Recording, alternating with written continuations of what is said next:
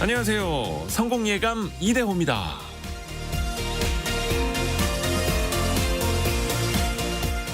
자신의 잘못이나 실수를 인정하는 건 참 쉽지 않은 일입니다. 실수를 저지르고도 자신의 잘못을 고백하지 못하고 넘어가 버리는 경우가 적지 않죠. 때로는 창피해서, 때로는 타이밍을 놓쳐서, 또한 실수를 고백했을 때 쏟아질 수 있는 비난과 조롱이 염려되기도 하고요. 다른 사람에게 나의 약점을 들키는 것 같아서 불안하기도 합니다. 이 실수가 반복되면 그게 실력으로 낙인 찍힐 수 있으니까 더더욱 그렇죠. 그래서 이 실수를 인정하는 데는 용기가 필요합니다. 때로는 이렇게 생각해보는 것도 도움이 될 것 같은데요. 실수를 인정하는 건 사실 남을 위해서가 아니라 나를 위해서라고요. 나 스스로 나의 실수를 받아들여야 잘못을 저지른 원인을 객관적으로 파악할 수 있고, 그래야 같은 실수를 반복하지 않을 수 있습니다. 그러면서 나의 실력을 키워갈 수 있는 것이고요. 실수 앞에서도 당당히 자존감을 지킬 수 있을 겁니다. 그리고 눈에 띄진 않겠지만 최소한 변명을 하는 것보다 더 나은 습관을 갖게 될 겁니다. 그러면 실수를 인정하는 용기가 절로 생겨날 겁니다. 성공예감 이대호입니다. 출발합니다.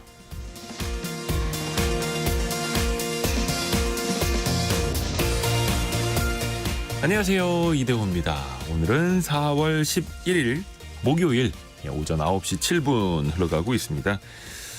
왠지 월요일 같은 목요일 같기도 하고요. 오늘의 경제상식 퀴즈도 함께 나갑니다. 아마 주말에도 또 이거 기다리시는 분들 많이 계실 것 같은데요. 국내 대표적인 프로 스포츠죠. 개막 후 70경기 만에 100만 관중을 돌파했다고 합니다. 역대 두 번째고요. 10개 구단 체제가 시작된 이후로는 가장 빠른 기록이라고 합니다. 누적 관중 수는 지난해와 비교해서 30% 늘었는데요.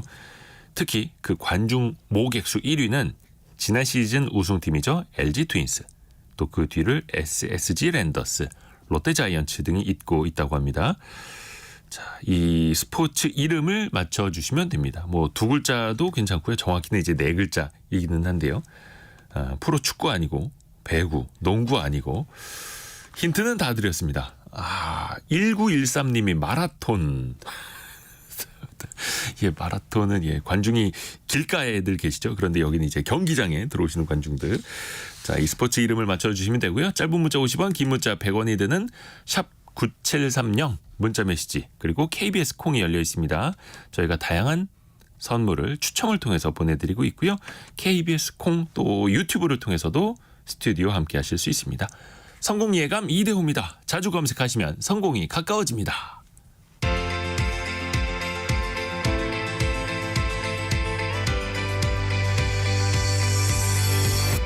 KBS 1라디오 성공예감 이대호입니다. 오늘의 경제 뉴스 들어보시죠. 머니투데이 방송 염현석 기자, 경제전파사 강희애지 에디터 함께합니다. 안녕하세요. 안녕하세요. 염현석 기자, 어떤 소식 준비했습니까? 네, 밤사이 미국의 지난달, 그러니까 3월 소비자 물가 지수가 발표가 됐고요. 또 지난 3월 FOMC 의사록도 공개가 됐습니다. 이거 한번 자세히 살펴보도록 하겠습니다. 네. 그리고 지금 체감 경기는 별로 좋지 않다고 느껴지는데요. 지표로 나오는 경제 심리는 2년 7개월 만에 가장 높아졌다고 합니다. 왜 그런지 분석해 보겠습니다.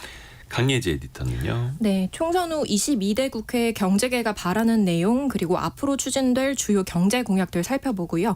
공정거래위원회가 삼성전자에 시정명령 내린 배경 살펴보겠습니다. 자, 염현석 기자가 준비한 소식으로 갑니다. 네.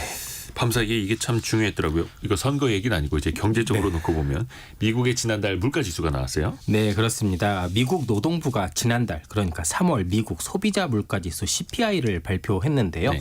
지난해 같은 달보다 3.5% 상승했다고 밝혔습니다. 네. 이는 지난해 9월 3.7% 상승 이후 6개월 만에 가장 높은 수치입니다. 또 지난 2월 소비자 물가지수 상승률이 3.2%였는데 이보다도 더 높았고요. 또 다우존스가 집계한 전문가 예상치는 3.4%였는데 이걸 웃돈 수치였습니다. 변동성이 큰 에너지와 식품을 제외한 이제 근원 소비자 물가 지수는 지난해 같은 달, 그러니까 1년 전보다 3.8%, 전월 대비 그러니까 2월보다는 0.4% 각각 상승해 모두 전문가 예상치보다 0.1%포인트 높았습니다. 예상보다 높았다. 그러니까 자연스럽게 기준금리 인하 시점이 또 밀리겠구나. 네. 기준금리 인하를 예상보다 덜 하겠구나. 네. 이러면서 증시도 조정을 받았죠. 네, 그렇습니다. 미국 증시에도 부정적인 영향을 미쳤습니다. 미국 증시 이제 미국 3대 지수라고 하죠. 이제 모두 1% 내외 하락을 보였습니다. 이게 잡힐 것 같은 미국 물가가 좀처럼 안정되지 않고 있기 때문인데요. 사실 지난 연말 3.4%에서 올해 1월 3.1%로 많이 내려갔었습니다. 그러던 물가 상승률이요. 2월 3.2%, 3월 3.5%로 다시 오르면서 연준의 물가 안정 목표 2%를 앞두고 이제 둔화세가 정체되고 오히려 오름세를 보이고 있습니다. 특히 3월 물가 오름세에는 에너지와 주거비 상승이 가장 크게 영향을 줬습니다. 에너지 물가는요 2월보다 2.3% 올랐고 3월 중에만 1.1% 더 올랐습니다. 주거비는요 같은 기간 그러니까 1년 전에 비해 무려 5.7%나 올랐습니다. 미국의 주거비가요 전체 CPI에서 3분의 1을 차지합니다. 그러니까 주거비가 줄지 않으면 중앙은행이 기대해온 2% 물가를 이제 잡기 힘들다라는 건데요. 아무래도 이 때문에 금리나 기대감이 줄면서 증시에도 부정적인 영향을 준 겁니다. 또 최근에 국제 유가도 많이 올랐고요. 네. 공교롭게도 같은 날 그 연방 공개시장위원 FOMC 네. 그 지난달 거긴 한데 3월 의사록이 공개가 됐습니다. 네. 어떤 내용 담겨 있었습니까? 네, 연준 위원들이요. 최근 인플레이션 수치가 실망스럽다는 의견을 보였습니다. 네, 위원들은요. 인플레이션이 중기적으로 2%를 향해 갈 것이라고 이제 기대를 조금 했지만 그 과정이 다소 울퉁불퉁함이 있을 것이라고 예상을 했습니다. 물가가 쉽게 잡히질 않는다. 네, 그렇습니다. 그리고 금리가 인하하려면 인플레이션이 목표치를 향해 지속 가능한 수준으로 내려가고 있다라는 자신감이 더 필요하다라고 봤습니다. 미국 현지에서도요. 당장 6월 금리 인하에 대한 물음표가 생겼다는 의견이 나오고 있습니다. 미국의 대표적인 경제 매체 CNBC는요. 연초에 보인 강한 인플레이션이 단순한 이산 징후가 아닐 수 있다라는 생각이 불러오고 있다. 라고 이제 전했습니다. 또 이날 시장은 발표가 있기 전까지만 해도 연준이 오늘 6월 첫 기준금리를 인하할 것이라는 전망이 한 80% 넘게로 우세했습니다. 근데 이게 현재는 9월 인하 가능성으로 많이 기울었습니다. 또 시카고 상품 거래소 패드워치에 따르면요. 연준이 6월 회의에서 기준금리를 현 5.25에서 5.5% 그러니까 동결할 거다. 라는 이 확률이 무려 83%였습니다. 그런데 전날에는 이 확률이 43%였습니다. 무려 거의 40%포인트 상승한 겁니다. 또 월스트리트 저널 역시 3월에도 강한 인플레이션 압력이 지속되면서 6월 금리 인하설이 힘을 잃고 경기 둔화 조짐이 없이 올해 금리 인하를 단행할 수 있을지에 대해 의문이 제기되고 있다고 분석했습니다. 작년 말만 하더라도 2024년 되면 막 금리 5번, 6번도 내리겠다 막 이런 전망들이 있었는데 네. 지금 불과 한 4개월이 흘렀는데 잘해야 2번이나 하겠다. 또 이렇게 네. 또 전망이 확 또 바뀌어 있습니다. 그만큼 물가가 더 안 잡히고 있다라는 네. 뜻이고요. 자, 강예지 에디터에게 갑니다. 일단 총선이 끝났습니다. 네. 경제계가 논평을 좀 내놨더라고요. 어떤 내용들이 있었습니까? 네, 한국경제인협회를 비롯한 경제계 공통적으로 우리 경제가 위기에 처해 있다 이렇게 진단을 했는데요. 그 배경으로는 미중 패권 경쟁 그리고 러시아 우크라이나 정쟁 장기화 또 저출생 등이 꼽혔고요. 새로운 국회가 기업 경쟁력을 높이려면 과감하게 규제를 개혁해야 한다는 내용들이 줄을 이뤘습니다. 먼저 대한상공회의소는 22대 국회에 바란다라는 제목의 논평을 내고 기업 활동에 걸림돌이 되는 기업 규제 완화 등 제도를 개선해달라라고 요구했고요. 한국무역협회는 우리나라의 세계 5대 무역강국 도약을 목표로 수출 경쟁력 강화와 노동 및 규제 개혁, 통상협력 등 글로벌 진출 확대를 위해서 좀 기틀 마련을 주문했습니다. 한국경영자총협회는 노사관계 안정을 위한 노동개혁을 강조했습니다. 그리고 고물가와 고금리 또 소비 둔화까지 힘든 시기를 보내고 있는 소상공인은 민생경제를 좀 강조를 했는데요. 소상공인연합회는 소상공인이 자생력을 갖춰 성장할 수 있는 지원 방안을 마련해달라라고 하는 동시에 공정한 경제 생태계를 만드는 것에 좀 관심을 가지고 소통해달라라고 요구했습니다. 그러면 총선 이후에 기존의 공약들을 바탕으로 어떤 정책들이 시행이 될까요? 네, 여당과 야당은 모두 금융소비자에 대한 지원 강화를 공약으로 좀 앞세웠는데요. 더불어민주당은 총선 4대 공약 중 민생 회복을 첫 번째로 내놨는데 가계대출 원리금 상환 부담을 줄이겠다라는 방침입니다. 대표적으로 중도상환 수수료 면제를 추진하겠다고 했고요. 또 금리 인하 요구권의 주기적 고지를 의무화하겠다라는 공약이 있습니다. 지금은 신용도가 개선된 소비자들이 직접 인하를 요구하거나 아니면 대출을 갈아타는 식으로 좀 직접 대응해야 하는데요. 은행이 반기에 한 번 이상 대출자 신용 상태 개선 여부를 확인해서 금리를 낮출 수 있는 소비자에게 관련 내용을 좀 의무적으로 안내하라 이런 내용들입니다. 네, 그리고 또 소상공인과 자영업자 대상으로는 저금리 대환대출 예산을 늘려서 이자 부담을 좀 경감시켜주고요. 10년에서 20년짜리 장기 분할 상환 대출 프로그램 도입을 하겠다라는 계획이 나왔습니다. 국민의힘은 중저신용자 대출 비중을 확대하겠다라는 공약을 내걸었는데요. 대출 중도 상환 수수료 역시 실제 발생하는 필수 비용들만 반영하고 또 다른 항목들을 추가 가산하는 행위를 불공정 영업행위로 규제하겠다라고 했습니다. 즉 여야 공통적으로 은행 역할을 강조했는데 은행권에서는 좀 시장 논리와 맞지 않는다라는 비판이 나오고 있습니다. 먼저 중도 상환 수수료 경우에는 원래 약속된 상환 시점이 달라지면서 생긴 비용을 은행이 청구하는 개념인데요. 이걸 규제하게 되면 은행이 손실을 계속 떠안는 형태가 된다라는 불만들이고요. 또 대출 확대나 이자 수입을 줄이는 건 일종의 선심성 정책인데 이거랑 같이 은행의 건전성이라는 것이 양립하기 어려운 두 개의 축이다 이런 주장이 나오고 있습니다. 또 좀 우스갯소리지만 은행이 동네 북이냐 이런 식으로 해서 부담이 점점 커진다라는 불편한 입장들이 대부분입니다. 그렇죠. 또 한편에서는 이제 밸류업이라고 해서 은행들이 또 주주환원이라든지 제대로 된 주식도 그렇고 평가를 받도록 해주겠다라고 하면서도 한쪽에서 또 이제 은행들을 또 계속해서 죄어가고 있고요. 네. 그리고 금융시장 전반적으로는 금융투자소득세가 올해 가장 이제 쟁점이 될 텐데 이거를 폐지하자고 주장을 했던 여당은 패배를 했고 시행 예정대로 시행해야 된다라고 주장하는 야당이 승리를 해서 참 이것도 금융시장 전반적으로 부담이 또 많이 될 것 같습니다. 네, 금융투자소득세는 먼저 이제 주식과 채권, 펀드, 파생상품 등 금융투자로 올린 소득에 매기는 세금입니다. 연간으로 주식 5천만 원, 기타 250만 원 넘긴 투자자들에게 세율 20% 그리고 3억 원을 초과하는 금액에 대해서는 25% 세금을 부과하는데요. 여야 합의로 법안이 통과됐었는데 그래서 작년부터는 원래 시행할 예정이었는데 말씀하신 것처럼 윤석열 정부 출범 후 시행일자가 내년으로 유예된 바 있습니다. 민주당은 금투세 과세 대상자가 1% 너무 소수에 불과하다면서 이들을 위한 폐지는 결국 부자 감세다라고 주장을 했고요. 내년부터 금투세를 부과해서 연 1조 300억 원 세수를 확보하는 한편 ISA 우리 그 재테크 만능통장으로 불리는 개인종합자산관리 계좌에서 발생한 투자소득은 전액 비과세하겠다라는 좀 다소 파격적인 공약을 걸었습니다. 반면에 국민의힘은 금투세를 시행하면 국내 투자자들이 해외로 눈을 돌릴 것이고 또 국내 증시가 떨어질 것이다. 코리아 디스카운트 발생할 수 있다. 이렇게 반박을 하고 있고요. 하지만 금투세가 대표적으로 이렇게 야권의 반발을 사고 있는 만큼 감세 정책은 조금 더 지켜봐야 할 것 같습니다. 미국 증시가 밤사이에 조정받은 영향도 있겠습니다만 코스피 코스닥은 오늘 한 1.5% 내외 좀 비교적 좀 많이 떨어지고 있습니다. 염현석 기자에게 다시 갑니다. 네. 체감 경기는 사실 늘 좋지 않은 게 사실인데 국민의 경제 심리가 최근 들어서 가장 좋다고요? 네, 그렇습니다. 우리 우리 국민이 느끼는 경제 심리가요. 32개월 만에 가장 긍정적인 수준으로 측정됐다는 한국은행의 통계 자료가 나왔습니다. 아, 그래요? 네.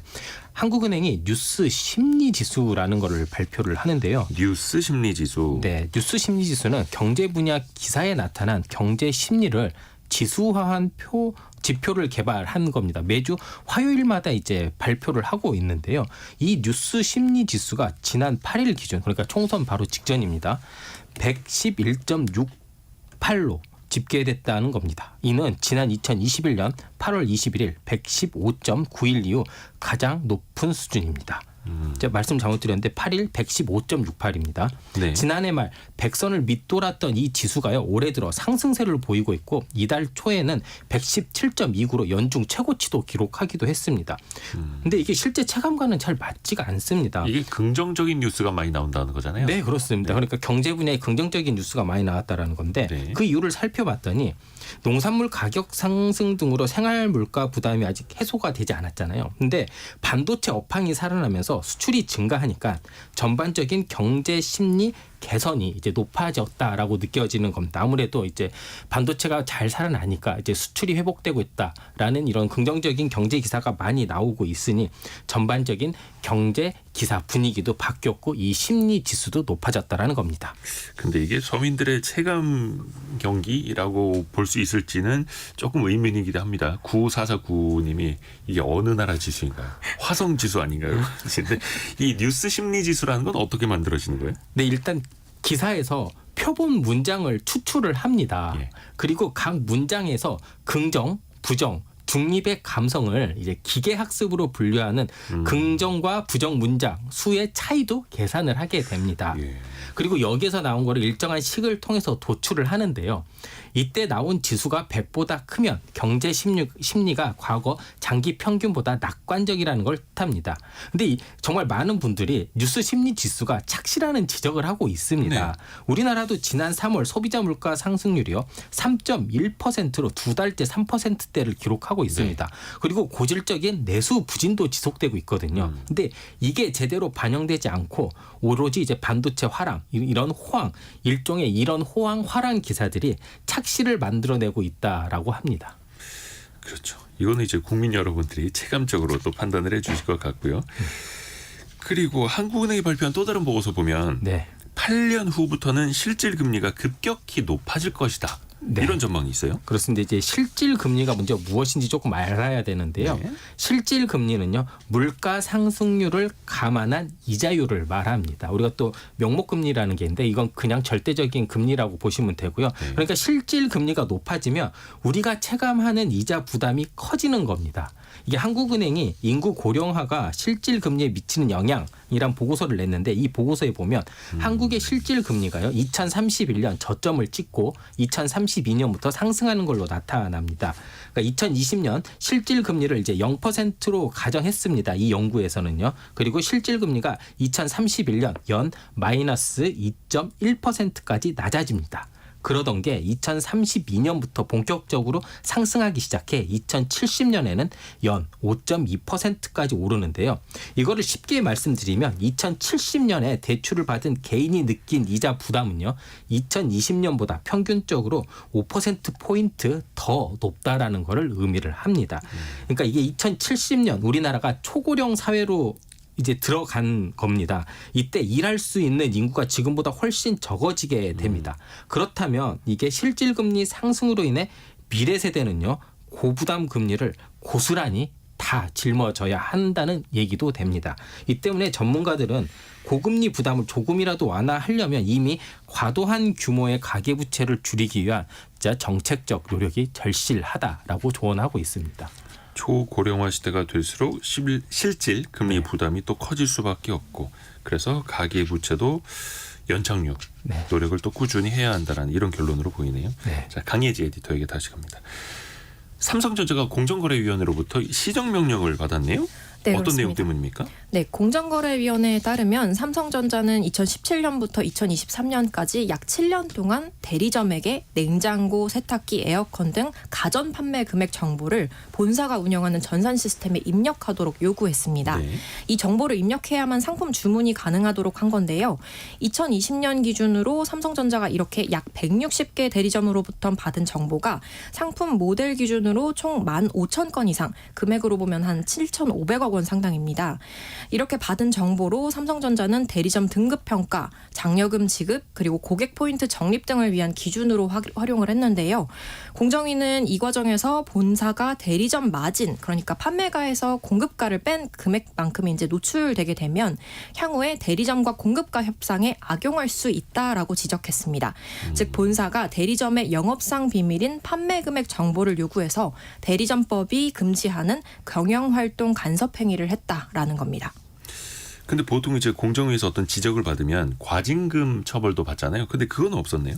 네, 삼성전자가 판매 금액 정보를 대리점과 가격 협상할 때 사용하지 않았고요. 또 공정위 조사 후에 법 위반 사항을 자체적으로 개선했기 때문입니다. 삼성전자는 조사가 시작된 작년 10월부터 판매 금액을 받는 대신에 대리점이 삼성전자로부터 상품을 공급받는 금액으로 바꾸어서 장려금 지급 기준으로 활용했습니다. 또 포인트를 적립할 때는 판매가가 노출되지 않도록 시스템을 좀 바꿨고요. 네. 공정위는 삼성전자에 대한 시정명령이 본사가 대리점 경영에 부당하게 간섭한 행위를 적발하고 또 제재한 사례라고 하면서 앞으로도 지속적으로 감시해서 엄정하게 법을 집행하겠다라고 밝혔습니다. 아무리 대리점이라 하더라도 대리점 자체적으로 또 의사결정을 할 수 있도록 해야 된다. 이런 취지로도 네. 보이네요. 머니투데이 방송 염현석 기자 그리고 경제전파사 강예지 에디터와 함께했습니다. 고맙습니다. 감사합니다.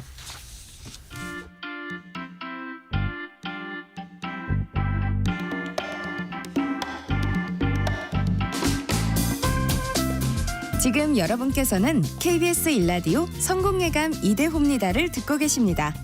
참여해주신 여러분께는 추첨을 통해 아름다운 식탁 창조 주비푸드에서 자연에서 갈아 만든 생와사비를, 쉽고 빠른 판촉물 제작 시너지 기프트에서 대용량 에어프라이어를, 그리고 성공예감에서 준비한 커피 쿠폰을 보내드립니다. 당첨자는 성공예감 이대호입니다 홈페이지에서 확인하세요.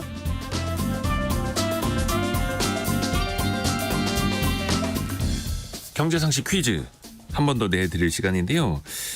e스포츠로 인해서 발생하는 경제적 효과가 1조 원을 넘는다라는 보고서가 있습니다. 그런데 그 현실을 놓고 보면 여기서 발생하는 수익 대부분이 선수단 운영에 쓰인다고 하죠. 한 60% 이상이 쓰인다고 하는데요.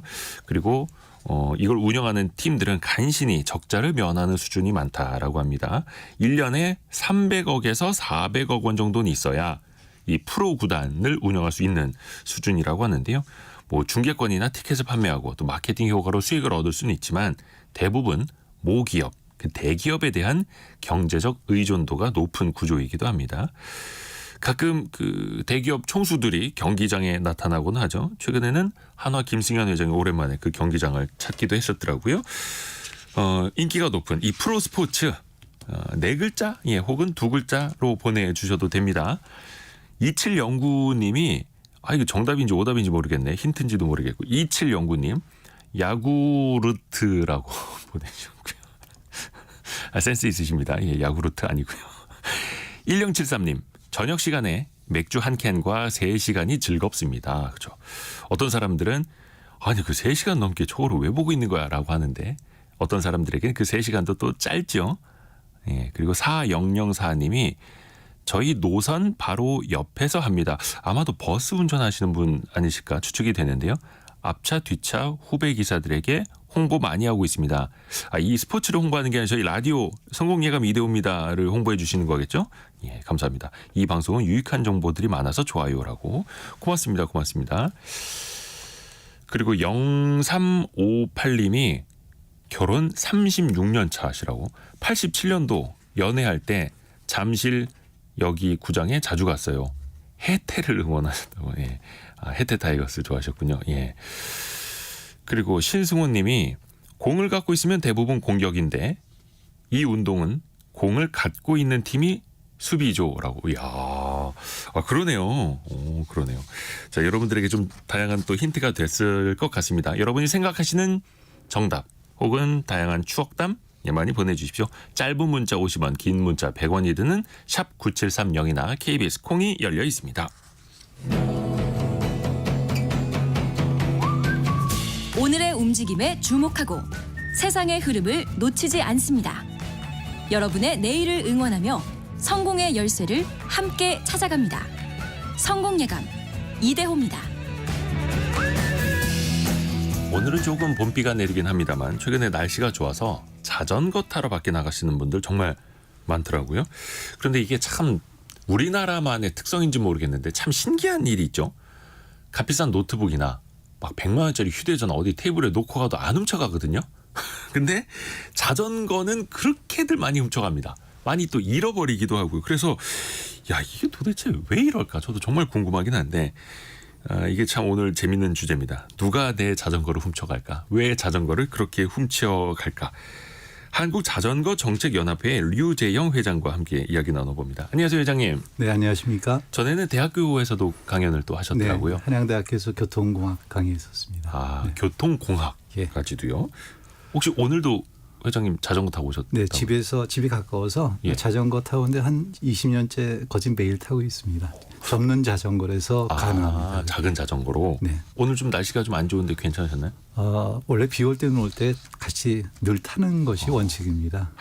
그 자전거 타는 환경에 대해서는 저희가 또 뒷부분에 좀 이야기를 나눠보기로 하고요.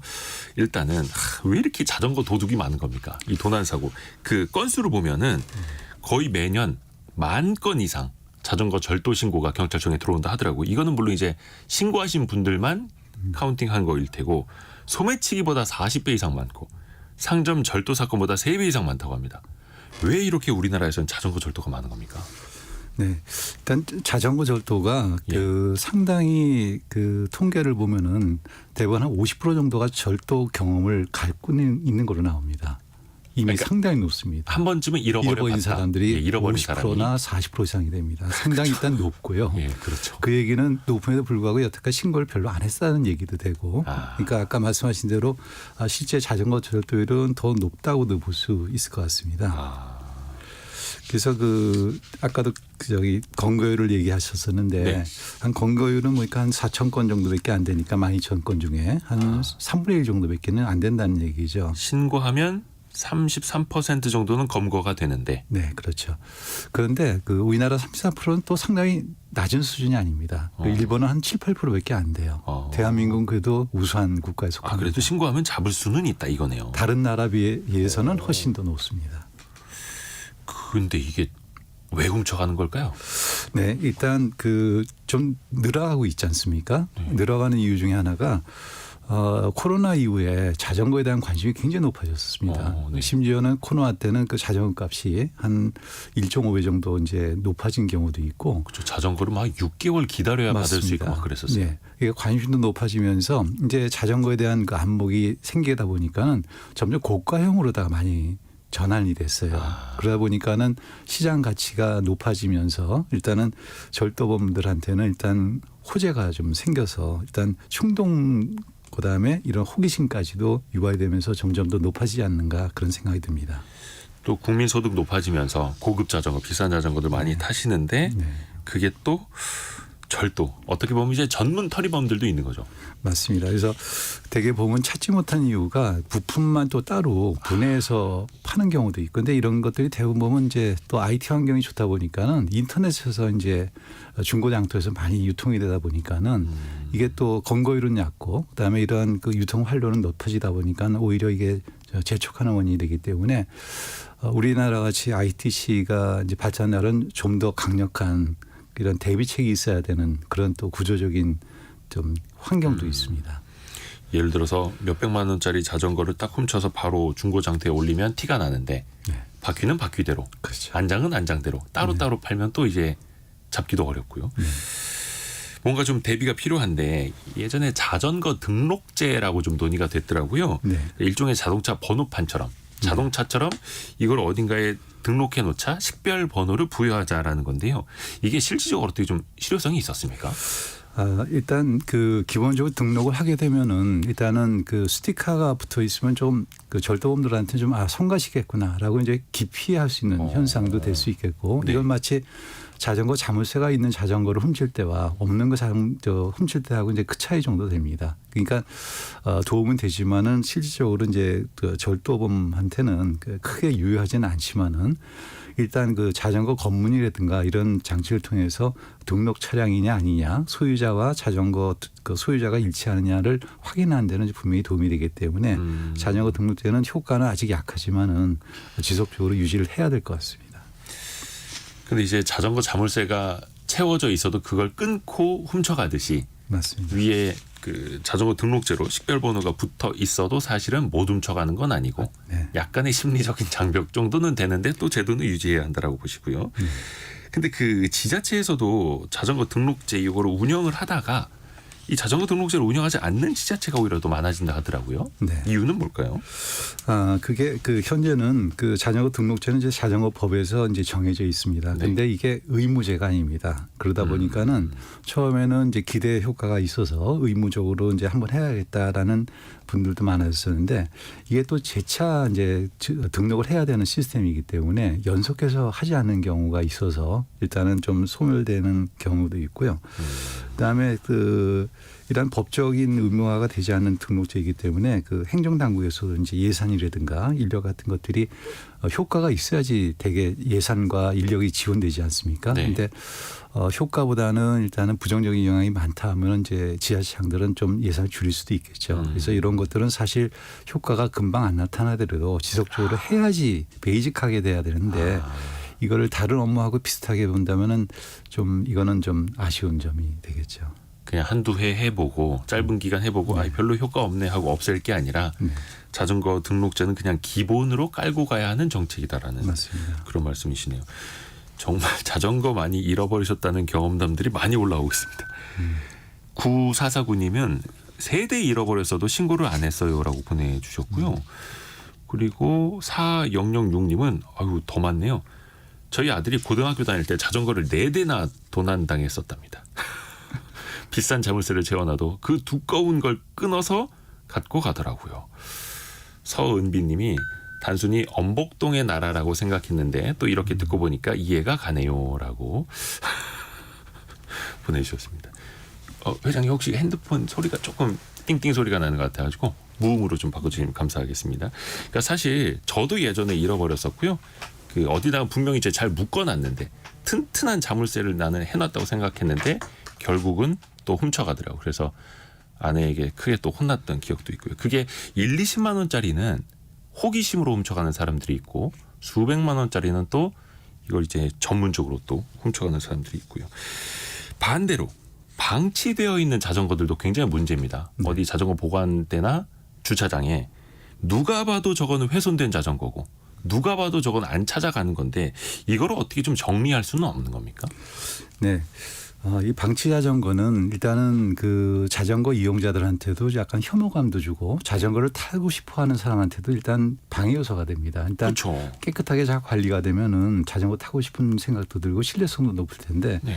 이 방치 자전거 마치 깨진 유리창 같은 효과를 줍니다. 그러니까 빨리 이런 것이 방치가 되기 전에 이제 조치가 이제 필요한데 역시 행정적인 그 지원이 아무래도 좀 약하다고 볼 수가 있겠고요. 그다음에 또 하나가 행정적으로 보면은 현재 이런 방치 자전거를 처리하는 데 있어서 상당히 좀 복잡하게 돼 있고 네. 시간이 오래 걸리게 돼 있습니다. 예컨대 일반 자전거는 이제 개인의 사유물이기 때문에 이 사유물이 그 보면 이제 통행에 방해될 경우에 그 이런 방치 자전거를 행정적으로 수거하게끔 돼 있는데, 네, 수거할 수는 있는데, 네, 근데 통행에 방해가 될 경우 이렇게 돼 있거든요. 그러면 자전거 주차장에 예쁘게 세워놔서 거기서 썩어가고 있으면 네. 강제로 못 지우는 거예요? 그렇죠. 그러니까 그 통행에 방해된 자전거는 어떤 것이고 통행에 방해가 안 되는 자전거가 어떤 것이 참 판단하기가 좀 어렵거든요. 그러니까 행정 요원분들도 분명히 방치 자전거는 맞는데 이거 손댔다가는 또 민원이 들어오게 되면은 귀찮은 게 아니고 민원으로 의해서 또 자기 행정 서비스 시간이 줄어들게 되겠죠. 그래서 이런 기준이 애매한 것도 있고 그다음에 처리 기간도 보면 이제 상당히 오래 걸립니다. 그다음에 그 10일 이상 방치됐을 때라는 조항이 있는데 사실 현장에서 이제 먼지가 얼마큼 쌓였나 정도를 네. 보고서 이제 보통 처리하는 경우들도 많이 있다고 그럽니다. 그러니까 기준이 아직은 좀 명확하지가 않아서 바로바로 처리 못하는 그런 점이 있기 때문에 행정적인 좀 신속한 이런 그 결정 과정들도 좀 도입이 필요할 것 같습니다. 또 공무원분들 입장에서는 저거 치워야 된다라고 생각이 들지만 한 1년, 2년 뒤에 소유자가 나타나서 내 자전거 지금 이제 타려고 했었는데 왜 없어졌냐 또 이럴 수도 있으니까 맞습니다. 또 피곤한 일을 또 안 만들려고 하는 것도 있을 것 같고요. 또 요즘에는 그 PM이라고도 하는데 퍼스널 모빌리티 뭐 이렇게 해서 전동화되어 있는 것들 많지 않습니까? 네. 전동 킥보드도 있고 전동 그 자전거 뭐 공유 자전거 네. 이런 것도 많고요. 근데 이게 참 길거리 여기저기 뭐 횡단보도 앞이나 인도 위나 여기저기 마구 세워져 있지 않습니까? 네. 이런 거는 또 안전 문제로도 이어질 수 있는데요. 좀 별다른 대책은 없을까요? 네, 그 현재 도로교통법상의 그 개인형 이동장치 즉 그 PM이라고 합니다. 퍼스널 모빌리티라는 용어로 하는데 불법 주장차에 대한 그 단속 근거는 이제 없습니다. 그렇지만은 지자체별로다가 네네네. 대책을 마련해서 열심히 시행하고 있습니다. 그래서 그 서울시는 6월부터 교통약자 보호구역과 그다음 버스나 지하철역, 그다음에 횡단보도하고 가까운 곳에 방치된 전동 킥보드는 즉각 견인할 예정으로다가 일단 발표가 되고 있습니다. 그러니까 이게 어떤 법적인 단속 근거보다는 이제 지자체들이 알아서 하는 맞습니다. 그런 건가 보네요. 네. 그래서 이 전동 킥보드나 전동 그 공유 자전거 운영하는 업체들에게 조금 더 책임을 지워야 된다 이런 이야기를 하는데요, 그렇죠? 네, 따릉이 같은 거는 서울시나 지자체에서 관리를 이제 되게 체계적으로 잘하더라고요. 네. 근데 이게 진짜로 민간 그렇죠. 업체들께 많이 방치가 되어 있는데 그래서 어떤 거 보면 전동 킥보드 쓰러져 있을 때 바닥에 그런 문구를 어떤 업체 써놨더라고요. 도와주세요, 뭐 일으켜주세요 이런 식으로 그것도 센스 있는 것 같습니다. 그리고 회장님이 오늘 이제 그 한국 자전거 정책연합회 류재영 회장님 오실 때 자전거 타고 오셨다고 하는데 네. 자전거는 기본적으로 인도가 아니라 도로에서 타게 되어 있죠. 네. 그 의외로 많은 국민분들이 모르고 계시는 게 네. 도로교통법에 보면 자전거는 네. 자동차입니다. 차에 속합니다. 그러니까 자전거를 끌고 아니면 타거나 이제 횡단보도를 가게 되면은 횡단보도에 자동차가 가는 모양새가 되는 거죠. 법적으로는. 그러니까 자전거는 시속 15km를 낼 수 있는 아주 훌륭한 교통수단인데 네. 승용차에 못지않고 오히려 더 빠릅니다. 4km 구간 이내에 통행할 때는 자전거가 전 세계 도시 중에서 넘버1으로 이제 조사가 되고 있습니다. 그런 굉장히 우수한 그 속도감을 갖다가 보행자 도로에다가 겸용을 시켜 놓버리면 보행 속도를 따라 잡으려면 위험하겠죠. 그렇죠. 그러니까 사람이랑 같이 서로 가게 안전하지도 않고 능력을 갖다 발휘하지 못하게끔 되는 그런 것이 이제 보행자 겸용 도로인데 우리나라 자전거 탈 수 있는 대부분의 공간이 이런 그 자전거 보행자 겸용 도로입니다. 통계상으로는. 겸용도로요. 예. 아, 겸용도로라는 게 그러니까 인도에 있는데 인도 한켠에 약간 같이. 빨갛게 포장이 따로 되어 있는. 맞습니다. 그래서 사실은 걸어 다니시는 분들이 그냥 자전거 도로인지 모르고 그 위로 통행하게 되죠. 맞습니다. 서로가 위험한 거네요. 서로 위험합니다. 그러면 회장님은 오실 때 그 도로 쪽으로 오신 거죠. 근데 아. 자전거 도로가 없는 곳도 있잖아요. 네, 많습니다. 그 사실 자전거는 자전거 차로나 자전거 도로나 이제 보행자 도로 관계없이 어느 길이나 갈 수 있는 것이 자전거입니다. 끌고 가도 되고 아, 네. 어깨에다가 계단 같은 경우는 저는 이제 메고서 올라가기도 하고 그렇기 네. 때문에 사실 자전거가 못 갈 수 있는 길은 거의 없습니다.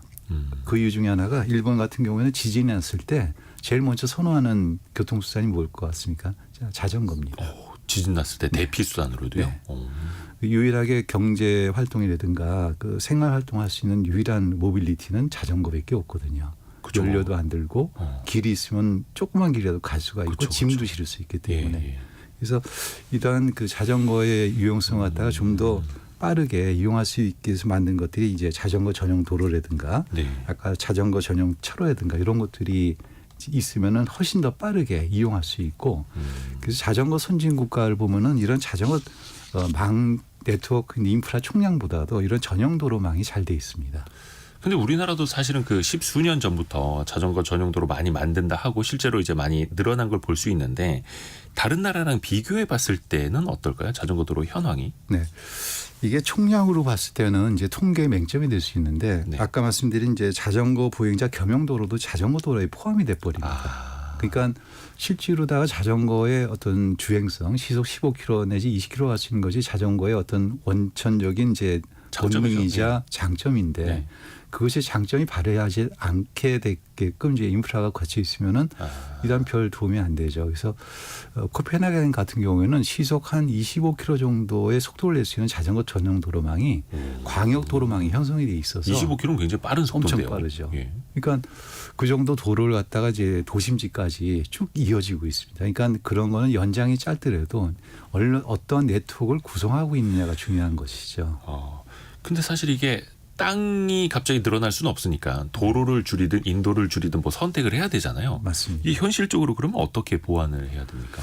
네, 그래서 요거는 약간은 이제 도시 환경하고도 이제 관련이 되는 부분입니다. 네. 그 15분 도시라는 용어가 이제 많이 나왔었죠. 그 오세훈 시장도 얘기하셨고 부산도 15분 도시, 20분 도시 한다고 해서 그다음에 파리, 런던 다 15분 도시라는 이런 그 개념을 도입을 하고 있습니다. 네. 근데 이 15분 도시라는 거는 자기가 사는 지역에서 여러 가지 활동을 15분 내에 할 수 있도록 만들다는 건데 그거의 제일 핵심 교통수단이 자전거입니다.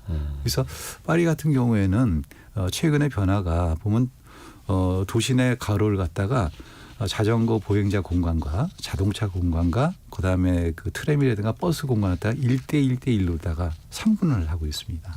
그 정도로다가 자전거와 보행자에 대해서 기존 도로의 공간을 이제 재구성하는 이런 작업을 하고 있는데 상당히 혁신적인 조치죠, 이게요. 자원이 좀 한계가 있지만 그래도 쓰자. 친환경적이고 같이 공유할 수 있는 방식으로. 네.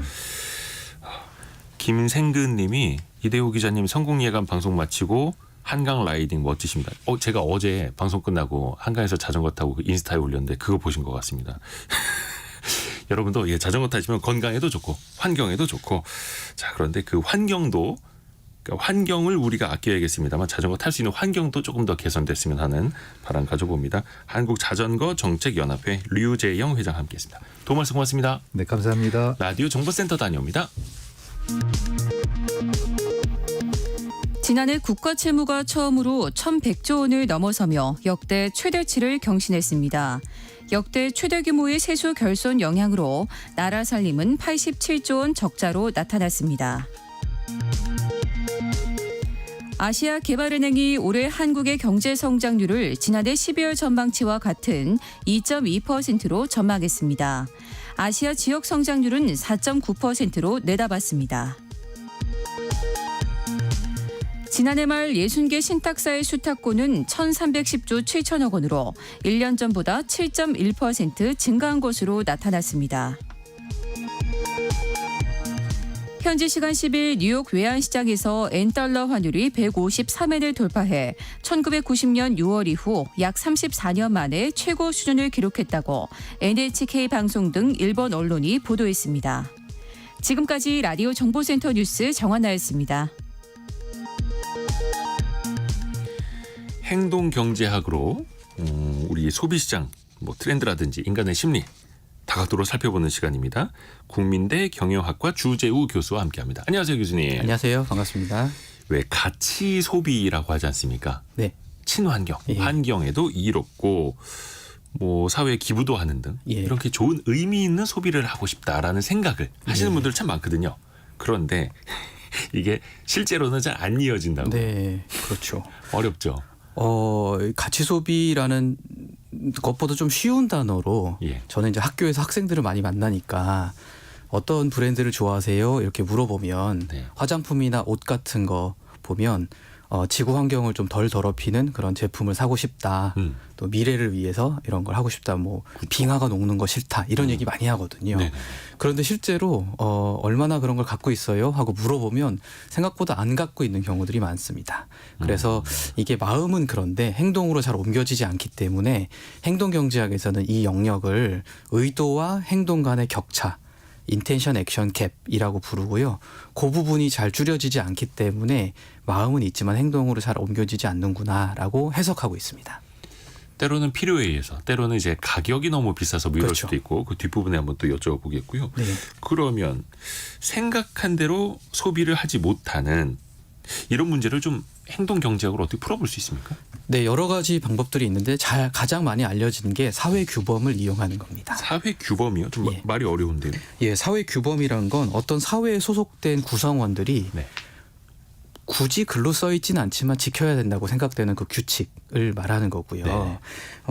누구나 주위 사람들이랑 잘 지내고 싶어 하니까 남들이 하는 행동을 좀 따라하려고 하는 경향이 있거든요. 그걸 이용하는 겁니다. 혼자 하는 건 어려운데 네. 주변 사람들이 이렇게 저런 사람들이 가치 있는 소비를 하네 예. 라고 하면 나도 모르게 따라하게 되는. 그렇죠. 그래서 이게 캐나다에서 있었던 일인데 예. 자기 집 앞에 잔디밭을 깨끗하게 해야 되는데 대부분 청소를 마치고 나면 다 크다란 비닐봉투 안에 넣어서 버리잖아요. 네. 근데 그렇게 하면 환경이 안 좋으니까 이걸 재활용합시다, 퇴비로 만듭시다 했는데 사람들이 그 귀찮으니까 안 하는 거예요. 그래서 그때 다른 사람도 우리 주변의 주위 이웃들은 다 그렇게 합니다라고 문구만 바꿨을 때 사람들이 다 쫓아하려고 한다. 그래서 2주 만에 재활용이 약 2배 정도 증가했다라는 결과가 있습니다. 누구한테 이렇게 하세요라는 것보다 주변 사람 지금 다 하고 있어요. 맞습니다. 이게 더 먹힌다는 거예요. 그렇죠. 이야, 이게 소비 시장에서도 마찬가지 있는 거고요. 그렇죠.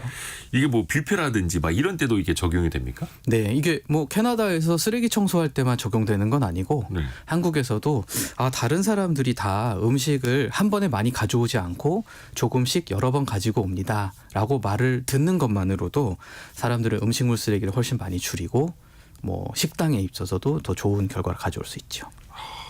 다른 사람들은 다 이렇게 합니다. 이야, 요 문구 하나가 되게 중요한 거거든요. 네, 맞습니다. 예를 들어서 그러면 예. 자영업자분이 친환경 뭐 화장품을 만들었거나 예. 채식, 뭐 비건 쿠키를 만들어서 팔고 싶다 할 때 이런 건 좀 어떤 방식으로 어떻게 유도하면 더 좋을까요?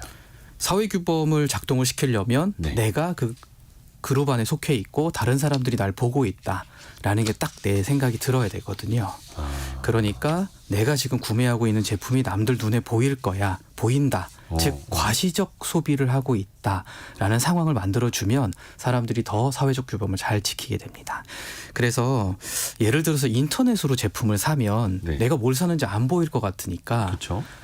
왠지 안 따라도 될 것 같아서 잘 작동이 안 되는데 그게 아니라 실제로 내가 사는 게 어디서 뭘 사고 있는지 잘 보일 것 같은 오프라인에서 물건을 실제로 사는 경우에는 왠지 가치 소비를 해야 될 것 같다. 왠지 친환경 제품을 사야 될 것 같다라는 생각이 더 많이 들거든요. 그렇게 남들한테 자꾸 눈에 보이는 상황을 만들어주면 사람들이 좀 더 가치 있는 소비를 하게 된다라고 하는 연구 결과도 있습니다. 그럼 예를 들어서 친환경 제품이나 이런 거 판매하는 곳은 왜 벽이 아니라 통창으로 만들어서 그 예. 사람이 소비하는 모습을 밖에서 볼 수 있게끔 만든 건 또 하나의 도움이 될 수 있는 거예요? 예, 이게 진짜로 제가 실험을 해봤는데 세제의 겉에 패키지를 친환경 색깔로 만들었을 때 예. 인터넷으로 사겠어요? 하고 물어보면 별로 관심이 없는데 남들이 자꾸 보여지는 상황에서는 한 20% 정도 그걸 더 사려고 하는 경향이 있습니다. 왜냐하면 내가 그걸 한다라는 걸 자랑하고 싶고 나도 남들한테 보여지니까 왠지 따라야 될 것 같은 그 느낌을 이어가는 거죠. 좋은 의미, 뭐 환경을 지키거나 이런 가치 있는 소비 다 좋은데 또 그거를 인간의 사회성과 연관지어서 이용을 하는 거네요. 그렇죠. 맞습니다. 근데 이게 혹시나 부작용이나 역효과는 없을까요? 그렇죠. 이 사회 규범이라는 건 원래 많은 사람이 지키니까 나도 따라야 된다는 건데 그렇죠. 딱 생각해봤을 때 많은 사람이 안 지킬 것 같으면 효과가 안 나는 거거든요. 다른 사람들도 안 하니까 나도 안 해야지. 네. 이렇게요. 그래서 그러면 많은 사람들이 하는지 안 하는지 잘 모를 때는 어떻게 해야 되지? 이때는 다른 많은 사람들을 동원하는 게 아니라 그 가치 소비를 하고 있는 가치 있는 제품이나 서비스를 사용하고 있는 그 해당하는 인물이 나와서 내가 이랬습니다라고 말을 해주면 그걸 들으면 따라한다라는 결과가 있고요. 이게 어떤 연구에 따르면 태양광 홍보 대사가 직접 자신이 왜 집에 태양광 패널을 설치했는지 설명을 해주면 네네네. 실제로 63% 정도 되는 사람들이 더 많이 태양광 패널을 설치하더라라는 결과도 있습니다. 그러니까 되게 실천하는 사람, 네. 좋은 사례를 좀 앞서 보여주는 것도 도움이 되는 거네요. 네, 맞습니다. 자, 근데 여기서 딜레마가 시작이 됩니다. 가치 소비하고 싶죠. 환경 지키고 싶고, 네. 뭐 기부도 많이 하는 회사 거 쓰고 싶고 한데 그게 또 비쌉니다. 네. 예를 들어서 동물 복지 달걀, 밖에서 띄워놓은 뭐라 해야 될까, 닭이 낳은 예, 좋은 예. 달걀입니다. 그렇죠. 근데 비싸요. 예. 이런 건 좀 어떻게 해결해야 되겠습니까? 이 문제는 가격인데. 네, 이게 가격이 비싸다. 네. 그리고 또 하나 이 가치 소비가 가지고 있는 안타까운 약점이 힘이 약하다. 좀 부드럽다. 왜냐하면 그게 되게 세게 했다가는 지구에 오염될 것 같으니까 좀 더 뭐 약을 덜 쓴다든가 하는 식으로 해서 효력이 약하다. 이런 그 프레임이 씌워져 있거든요. 그래서 가격이 비싸고 힘이 약한데 그렇죠. 왜 사야 될까 이 생각이 드는데요. 이럴 때는 소비자들이 그 가치 소비나 친환경 제품을 선택할 때 가격이라든가 친환경 자체 말고 제품의 다른 속성을 강조해 주는 게 훨씬 좋습니다.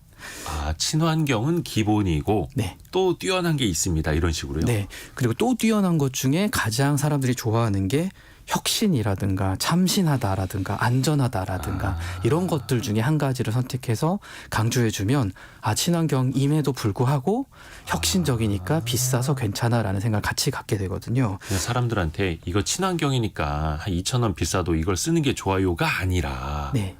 다른 기능을 강조하라. 예, 친환경인데 2,000원 비싼 이유는 최근에 새로 만들어졌기 때문이다. 이렇게 사실 설명하는 게 훨씬 좋거든요. 네. 그래서 좋은 사례로 테슬라 자동차를 보통 드는데 테슬라요. 예, 테슬라 전기 자동차는 사실 굉장히 친환경인데 친환경임을 앞에 전면에 내세우지 않고 이 제품은 왠지 혁신적이고 새롭다라는 게 훨씬 강조가 많이 되죠. 그래서 그렇게 설명을 해야 이 차를 원하는 사람들도 원하는 메시지를 받고 선택할 수 있습니다. 이게 고지고대로 친환경 제품이니까 친환경으로만 승부해야지라고 하면 안 되는 거네요. 네, 맞습니다. 역시 배워야 됩니다. 행동경제학이 이렇게 중요합니다. 그러면 한두 번은 그렇게 살 수 있습니다. 조금 비싸더라도. 네. 어떻게 보면 이제 마케팅에 이제 꼬여서 그렇죠. 살 수는 있는데 지속적으로 그러한 가치 있는 소비를 해야 되지 않습니까? 네. 이걸 지속성을 좀 가져가려면 어떻게 해야 됩니까? 우선 처음에는 아까 말씀드린 대로 사회 규범을 이용해서 나도 그런 소비를 한번 해보는 게 중요한데요. 그 다음에 이 사람이 이탈하지 않고 계속 그 일을 할 수 있도록 하려면 한번 소비를 했더니 난 좋더라. 그리고 나는 이 약속을 꼭 지킬 거야 라고 약속을 한번 만들어서 다른 사람들한테 공개하는 것도 괜찮습니다. 그러면 이제 소비자가 그 소비를 계속 하게 되는 거죠. 왜냐하면 약속을 좀 지키고 싶어 하니까. 그리고 나서 그 약속을 지키면서 계속적으로 가치 소비를 할 때 다른 집단과 또 얼마나 잘 하고 있는가 서로 약간의 경쟁을 붙이는 방법들도 있습니다. 그래서 사회 규범을 이용한 상태에서 약속의 효과를 작동시키고 게임을 적용시키면 굉장히 많은 사람들이 가치 소비를 조금이라도 더 오랫동안 지속적으로 할 수 있게 됩니다. 이게 참 자영업 하시는 분들도 그렇고 사업하시는 분들도 이거 눈여겨보시면 참 좋겠네요. 네. 사회의 약속을 만들고 어떻게 보면 약간 경쟁을 좀 부추기기도 하고 놀이화해서 그렇죠. 사람들이 또 즐길 수 있도록 맞습니다. 만드는 네. 행동경제학이 그래서 중요합니다. 자주 배워야 됩니다. 국민대 경영학과 주재우 교수와 함께했습니다. 고맙습니다. 감사합니다. 자, 저희가 오늘 2부 시간에는요. 이한 작가와 함께 조선시대로 떠나보는 시간인데요. 참 돈 때문에 가족 간의 불화가 뭐 현대사회에도 있습니다만 조선시대에도 그렇게 돈 때문에 싸웠던 역사들이 많다고 합니다. 그 재미있는 이거 재밌다고 하면 참 뭐한데 돈 때문에 벌어지는 그 싸움의 현장 조선시대로 같이 떠나보시죠. 잠시 뉴스 들으시고요. 10시 5분에 금방 다시 뵙겠습니다.